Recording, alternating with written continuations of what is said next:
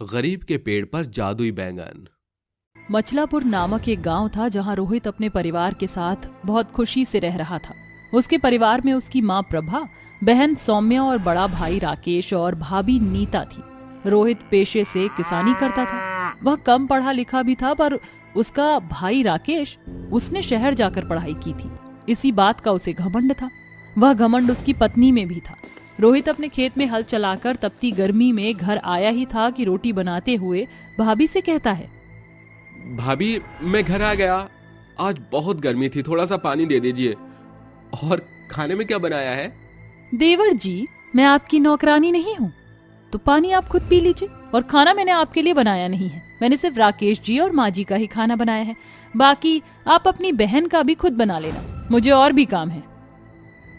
जब देखो भाभी भाभी करके नौकर बनाने का काम करवाता है। जी भाभी। थका हारा खेत से घर आकर रोहित पानी पीकर खुद चूल्हे पर टेढ़ी मेढ़ी रोटी बनाता है तो उसकी बहन कहती है, अरे भैया, आप ये क्या कर रहे हो? मैं बना देती हूँ खाना, आप वैसे भी थक चुके हो। वैसे भैया, भाभी इतनी बेरुखी क्यों करती हैं हमसे? घर के काम में भी हाथ भी नहीं बटाती, सिर्फ अपना काम करती हैं। कोई बात नहीं सौम्या, हम छोटे हैं। तभी सौम्या रोटी बनाकर अपने भाई को खिला देती है, जहां भाई भी उसे अपने हाथ से खाना खिलाता है। और घर की बड़ी बहू घमंडी होने के कारण आलसी भी थी। उसे किसी के जज्बातों से कोई मतलब नहीं था, सिर्फ अपने पति से मतलब रखती थी। कभी कभी तो सौम्या रोहित को वो यूं ही सुना दिया करती थी। साथ ही घर में पैसों की बहुत कमी थी, जहां बड़ा बेटा अच्छा पैसा कमाता था और किसी को भी नहीं देता था, पर छोटा बेटा अपने खेत में जो भी उगाता उसे बेचकर अपनी माँ बहन का खर्चा चलाता था। पर एक दिन उसके खेत की सब्जी के पेड़ पौधे सब खराब हो गए, यहाँ तक कि पसंदीदा बैगन भी। ये देखकर रोहित अपनी माँ की गोद में सर रखकर कहता है, माँ, मैंने इतनी मेहनत करी थी, इसके बावजूद मेरे खेत में सारी फसल बर्बाद हो गई। अब मेरे पास पैसे भी नहीं है, क्या होगा?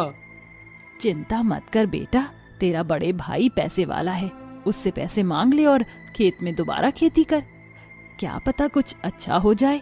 मुझे नहीं लगता कि बड़े भैया पैसे देंगे, पर एक बार कहकर जरूर देखूंगा। आखिर सौम्या की शादी का खर्चा भी तो मेरे कंधों पर है, क्योंकि भाई ने पहले ही इनकार कर दिया। ये बोलकर रोहित अपने बड़े भाई राकेश के पास जाकर पैसे मांगता है। तभी वह तेवर दिखाकर कहता है, क्या बोला तुमने? मैं तुम्हें तुम्हारे खेत में उन पेड़ पौधों के लिए पैसे दूं? बिल्कुल नहीं। देखा, अगर आज तुम मेरी तरह पढ़ लेता तो गवार नहीं होता। खैर, मैं किसी को एक फूटी कौड़ी नहीं दूंगा, और मैं यहाँ रहूंगा भी नहीं अब तुम जैसे गंवार लोगों के साथ। मैं और मेरी पत्नी शहर में रहकर शहर के तौर तरीके से जिएंगे। भैया, आप जा रहे हैं? आप जानते हैं माँ की तबीयत बिगड़ी हुई है, फिर भी। मुझे कुछ नहीं पता, सब तुम ही करो, मैं तो चला। अगले 2 दिन में ही राकेश अपना सामान बांधकर पत्नी के साथ शहर की ओर रवाना हो जाता है। वहीं दूसरी ओर घर के खर्चे, माँ की दवाई, बहन की शादी को लेकर रोहित के मन में बहुत कुछ चल रहा था, क्योंकि कमाई का जरिया ठप हो गया था। वह दूसरी जगह काम भी करता है तो लोगों से काफी कुछ उल्टा सीधा सुनने को मिलता है। अपनी माँ बहन के पेट को पालने के लिए वह लोगों की सुनता है, फिर एक बार काम से निकाल दिया जाता है। ऐसे में परेशान होकर वह अपने उजड़े हुए खेत में जाता है, जहाँ उसके सारे पेड़ पौधे तहस नहस हो रखे थे। हे भगवान, आपने मेरे साथ ऐसा क्यों किया? इतनी परिश्रम के बाद भी मुझे सफलता नहीं मिली, न मेरी नौकरी रही। अब मैं अपने परिवार का ख्याल कैसे रखूंगा? उसके रोते हुए आंसू जमीन पर पड़ रहे थे। तभी जमीन से 2 जड़ निकलती हैं। एक बड़े से पेड़ का रूप ले लेती हैं, जो कि बैंगन का पेड़ होता है। दूसरी जड़ रोहित के पैर को पकड़ लेती है। तभी रोहित का ध्यान जाता है, ये क्या? मेरे पैर में ये जड़ कैसे बन गई? अरे अरे अरे, इसकी जड़ तो कहीं जा रही है, जरा देखता हूं मैं। अपने पैरों में से वो जैसे जैसे जड़ निकालता है और धीरे धीरे उस जड़ की पहुंच तक पहुंचता है, तो सामने देखता है कि उसके खेत में एक बड़े से बैंगन का पेड़ है, जिसे देखकर वो कहता है, अरे, मेरे खेत में सब कुछ उजड़ गया था, ये इतना बड़ा पेड़ कैसे आया? और इस पर तो बहुत सारे बैंगन भी हैं। रोहित चमचमाते बैंगन को देखकर 2 बैंगन तोड़ता है, जिसके तोड़ते ही वहां 2 नए बैंगन आ जाते हैं और अचंभित होकर कहता है, अरे बाप रे बाप, ये क्या? बैंगन तोड़ने के बाद दोबारा बैंगन आ गए? कहीं ये जादुई बैंगन का पेड़ तो नहीं है? तभी जादुई बैंगन पेड़ खुशी से झूम कर कहता है, तुमने बिल्कुल ठीक पहचाना, मैं एक जादुई बैंगन का पेड़ हूँ। तुम इतने हताश परेशान थे कि तुम्हारे आंसुओं से मैं पिघल गया और मेरी जड़ जमीन से निकलकर एक बड़े जादुई बैंगन के पेड़ में तब्दील हो गई। अब तुम जितने मर्जी चाहो इस बैंगन को तोड़ सकते हो, ये कभी खत्म नहीं होंगे, न खराब होंगे। इन्हें बेचकर तुम अपने घर की सारी स्थिति ठीक कर सकते हो। अरे सच में? मुझे तो यकीन ही नहीं हो रहा। मेरी मदद करने के लिए बहुत बहुत शुक्रिया। फिर रोहित जादुई बैंगन को तोड़कर अपने गमछे में रखता है। तभी पेड़ पर और बैंगन आ जाते हैं। जादुई बैंगन पेड़ का शुक्रिया अदा करके वो घर पर बैंगन ले जाता है। ये देखकर माँ और बहन कहती हैं, भैया इतने सारे बैंगन कहाँ से लाए? तुम पर तो पैसे नहीं थे। हाँ बेटा, बताना, अभी तक तो तेरे हाथ खाली थे, अचानक कैसे भर गए? माँ ये समझ लो भगवान ने हमारी सुन ली। मेरे खेत में जादुई बैंगन का पेड़ उगा है, जिससे अब हम अच्छी जिंदगी काटेंगे। सौम्या, तुम बैंगन का भरता और बैंगन के पकौड़े चाय के साथ बना दो। उसके बाद मैं मंडी में बैंगन का इतना सस्ता दूंगा कि पूरे बाजार में कोई बेच नहीं रहा होगा। इससे सभी लोग मेरे बैंगन खरीदेंगे। अरे वाह बेटा, ये तो बहुत अच्छी तरकीब है। कुछ ही देर बाद तीनों मिलकर बैंगन के पकौड़े का नाश्ता करते हैं। उसके बाद रोहित मंडी में ढेर सारे बैंगन लेकर बेचने के लिए निकल जाता है। बैंगन ले लो, बैंगन 10 रुपए किलो, सस्ते ताजा ताजा बैंगन ले लो। बड़े बैंगन, छोटे बैंगन, बनाओ इसका भरता, पकौड़ा, सब्जी, अचार। बैंगन बैंगन। अरे आप तो बहुत सस्ते बैंगन दे रहे हो, जरा 1 किलो दे दीजिए। क्या इतने सस्ते बैंगन? मुझे तो 2 किलो दे दीजिए भाई साहब। ये लीजिए आपके बैंगन। कुछ ही देर में एक एक करके रोहित के सारे बैंगन खत्म हो जाते हैं। वह दोबारा से जादुई पेड़ से बैंगन तोड़कर लाता है और मंडी में बेचता है। सस्ते के कारण फिर से बैंगन खत्म करके वह अपने घर लौट आता है, जहां उसकी पहली कमाई बहुत ज्यादा होती है। इससे तीनों खुश हो जाते हैं। इसी तरह रोहित जादुई बैंगन पेड़ की मदद से रोज बैंगन बेचता है, जिससे उसे काफी मुनाफा होता है। 6 महीने बाद पैसे इकट्ठे करके वह अपनी बहन की शादी एक अच्छे घर में करा देता है। वहीं दूसरी ओर अपनी माँ का इलाज भी करवा देता है, जिसके बाद उसकी माँ स्वस्थ हो जाती है। तभी प्रभा कहती है, बेटा तूने अपने भाई के जितना पढ़ा लिखा ना होने के बाद भी इतनी परिश्रम और सफलता प्राप्त की है। मैं बहुत खुश हूँ और अपनी बहन की शादी भी कर दी। मैं भी ठीक हूँ। तू अपने ऊपर भी ध्यान दे, मैं भी अपनी बहू पर हुक्म चलाऊं। बड़ी बहू बेटों ने तो वो रूप दिखाया जो मैं कभी सोच भी नहीं सकती थी। क्या बोलूं माँ, आप ही कोई अच्छी सी लड़की देख लो जिससे मैं शादी कर सकूं। ठीक है बेटा। ये कहकर प्रभा रोहित के लिए लड़की ढूंढती है। वहीं दूसरी ओर रोहित जादुई बैंगन पेड़ से बैंगन को बेच देता है। उन पैसों से वह गरीब लोगों की मदद करता है और उन्हें भी खाने के तौर पर बैंगन बांट देता है। वह किसी को भी अपने घर से खाली हाथ नहीं भेजता था। शुभ मुहूर्त देखकर प्रभा अपने बेटे रोहित की शादी सुप्रिया नाम की सुशील लड़की से करा देती है, जिसके बाद सुप्रिया घर की सारी जिम्मेदारी संभालती है और रोहित एक अच्छा खासा व्यापारी बनकर खुशी खुशी रहता है। धामू बाजार में ठेले पर सब्जियां बेच रहा होता है। आलू ले लो, प्याज ले लो, टिंडे ले लो, हरी सब्जियां ले लो। आओ आओ भाई, आलू ले लो, प्याज ले लो, टिंडे ले लो। भाई साहब जरा आधी किलो आलू तो देना। हाँ हाँ बहन जी, ये लीजिए, अभी के अभी तोल देता हूँ। धामू आधी किलो आलू तौल देता है और उस औरत को दे देता है, जिसके बाद वह बाजार में ठेले को यहाँ से वहाँ ले जाकर लोगों को सब्जियां बेचता रहता है। इसी प्रकार उसका रोजमर्रा का खर्चा चल रहा था। शाम होते होते धामू कमाए हुए पैसों में से कुछ दवाइयां खरीदता है और घर को लौटने लगता है। अरे भाई, रात हो गई है, मेरी पत्नी और मेरे बच्चे मेरा इंतजार कर रहे होंगे। धामू जैसे ही घर पहुँचता है, उसकी तीनों काली बेटियां घर में साफ सफाई और खाना बना रही होती हैं। अरे मेरी बच्ची हो, तुम इतनी छोटी सी उम्र में घर के काम क्यों कर रही हो? पिताजी, माँ की तबीयत बिल्कुल भी ठीक नहीं है। सुबह से सिर्फ आपका ही नाम पुकार रही हैं। हाँ पिताजी, आज उन्हें दवाई लिए हुए पूरे 1 हफ्ता हो गया है। पिताजी, आप पहले माँ के पास चले जाइए। जैसे ही धामू निर्मला के पास जाता है, निर्मला दर्द से करहा रही होती है।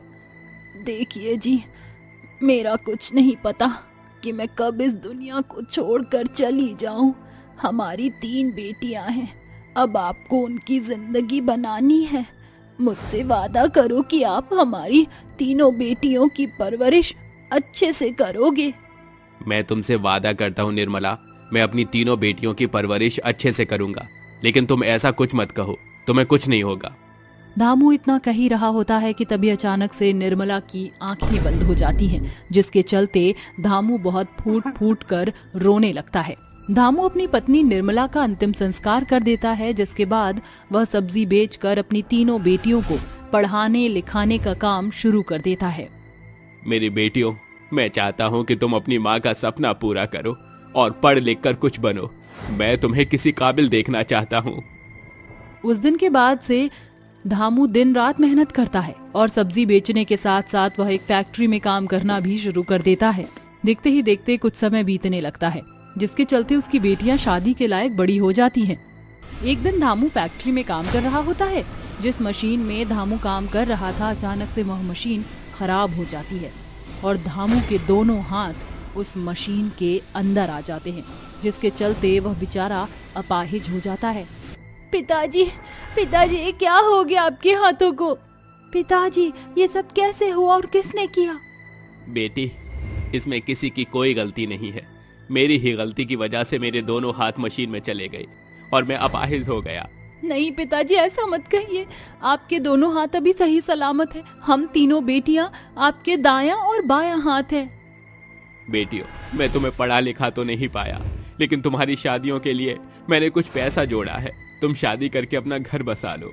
आपको इस हालत में कैसे छोड़ सकते हैं पिताजी? अरे बिटिया, बेटी तो पराया धन होती है। एक ना एक दिन तो उन्हें जाना ही होता है। तो क्यों चिंता करती है मेरी बच्ची? धामू की तीनों बेटियां उसकी बातें सुनकर रोने लगती हैं, जिसके बाद बेचारा अपाहिज धामू अपनी तीनों बेटियों के लिए रिश्ते ढूंढना शुरू कर देता है।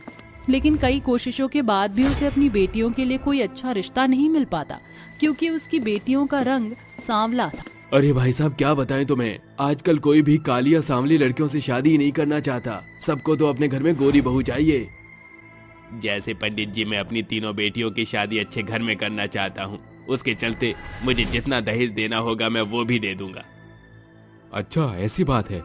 तो फिर ये देखो, ये 3 लड़के तीनों भाई हैं और अच्छे घर से हैं। तीनों खुद की कंपनी चला रहे हैं। धामू को वह तीनों लड़के पसंद आ जाते हैं। पंडित जी, मुझे रिश्ता मंजूर है। जितनी जल्दी हो सके इन लड़कों से मेरी तीनों बेटियों की शादी की बातचीत आगे बढ़ाओ। लेकिन याद रहे, दहेज में पूरा 5 तोला सोना और घर का सारा सामान और तीनों दामादों को गाड़ियां देनी होगी। धामू दहेज के लिए तैयार हो जाता है, जिसके बाद वह उन तीनों लड़कों से अपनी तीनों बेटियों की शादी कर देता है। शादी के बाद जब वह तीनों अपने ससुराल में आती हैं, तो घर पर आए हुए मेहमान उन्हें देखकर कहते हैं, अरे जरा देखो तो सही, विमला की बहू कितने सांवले रंगत और काले चेहरे वाली है। हाँ बहन, तुम सही कहती हो। ऊंची दुकान, बेके पकवान। जितने ये अमीर हैं उतनी ही इनकी बहू काली है। तभी वहाँ विमला आ जाती है। मैं बहुत देर से सोच रही थी कि पूरी पार्टी में ऐसे लोग कहाँ चले गए जो अपने मनोरंजन के लिए लोगों का मजाक उड़ाते हैं। देखा, मैंने तुम्हें ढूंढ लिया। तो मेरी बहुओं का मजाक उड़ाकर तुम्हें कैसा लगा? हमने तो वही कहा जो सच है। अच्छा, ऐसी बात है तो फिर तुम काली क्यों हो? अरे काला होना कोई पाप नहीं है। ये तो ऊपर वाले ने ही 2 रंग बनाए हैं और मुझे तो मेरी बहू बहुत सुंदर लगती है। विमला की बात के आगे कोई कुछ नहीं कह पाता। वहीं विमला की तीनों बहू ये सब सुनकर बहुत खुश होती हैं। लेकिन शादी के बाद सभी फंक्शन के बाद विमला अपनी बहुओं से कहती है, देखो, इस घर के कुछ कायदे और कानून हैं। हमारे घर की बहू बाहर नहीं जाती। जो चाहिए उसे इस घर में ही मिल जाएगा। बाकी के नियम धीरे धीरे सीख जाओगी। ये कहकर वो वहाँ से चली जाती है। अरे, मुझे तो लगा था कि हमारी सास बहुत अच्छी हैं, लेकिन ये तो बहुत सख्त हैं। लेकिन हम तीनों को अपनी माँ का और अपने पिता का सपना भी तो पूरा करना है, और उसके लिए हमें पढ़ाई के साथ साथ बाहर भी जाना होगा। ये सब कैसे होगा? तीनों बहनों को अपनी माँ का सपना पूरा करना था, जिसके चलते वो अपने ही घर में छुप छुप कर पढ़ाई शुरू कर देती हैं। जब रात के समय घर के सभी सदस्य सो जाते हैं, तब तीनों बहनें अपनी किताब निकाल कर पढ़ाई शुरू कर देती हैं। देखते ही देखते वह तीनों बहनें पढ़ाई करके कुछ न कुछ बन जाती हैं। निशा डॉक्टर की पढ़ाई पूरी कर लेती है, आयशा वकील की और राधा कलेक्टर की। जिसके बाद वह तीनों अपने पिता के पास जाती हैं। पिताजी, देखो, मैं वकील बन गई और मैं कलेक्टर बन गई। देखो पिताजी, मैं भी डॉक्टर बन गई। आपका सपना हम तीनों बहनों ने पूरा कर दिया। आज तो सच में तुम तीनों ने मिलकर मेरा नाम रोशन कर दिया। तुम्हारी माँ यह देखकर बहुत खुश हुई होगी।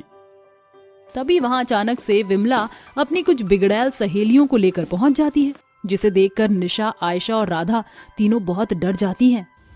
माफ कर दीजिए माँ जी, हम अपने पिताजी का सपना पूरा करना चाहते थे, इसलिए हमने पढ़ाई की। अरे बहू, तुम क्यों माफी मांग रही हो? माफी मांगने के लिए तो मैं इन्हें लेकर आई हूँ। ये वही औरतें हैं जिन्होंने ये कहा था कि मेरी सावली बहू किसी लायक और किसी काबिल नहीं। तो देख लिया तुम सबने कि रंग और रूप कुछ मायने नहीं रखता। असल जिंदगी में इंसान की समझदारी और उसकी अच्छाई ही मायने रखती है।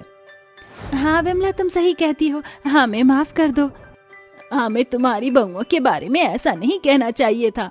विमला अपनी तीनों बहुओं को गले से लगा लेती है और उन्हें फक्र से अपने घर वापस लेकर जाती है, जिसके बाद वह सभी एक साथ खुशी खुशी रहने लगते हैं।